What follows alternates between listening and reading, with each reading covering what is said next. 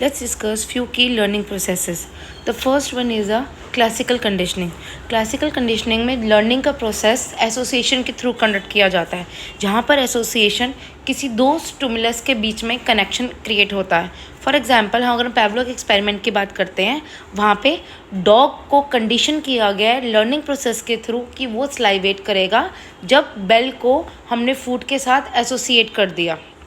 ठीक है. So the Pavlov's dogs learn to salivate when they heard a bell because they associate it with food.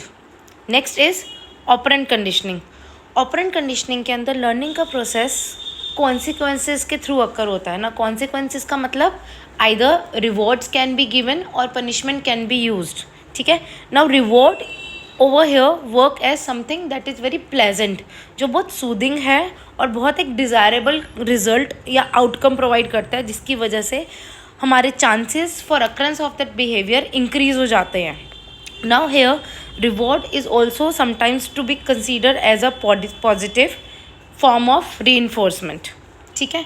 And punishment here sometimes is to be considered as where we are going to work with avoidance. Punishment is something that is very unpleasant. ठीक है. Now example says for the operant conditioning, एक बच्चा बहुत मेहनत करता है, बहुत hard work करता है so that the child should able to get the good marks. Now scoring good marks, बच्चे को पता है कि मुझे एक रिवॉर्ड मिलेगा if I score good marks. On the contrary, if the child is going to get scolding, then it work as a punishment. The next one is observational learning. Now observational learning means learning where we are going to acquire a new kind of a behavior. नया behavior हम किसी को observe करके सीखते हैं, acknowledge करते हैं by watching others. ठीक है. Here observational learning का एक example है.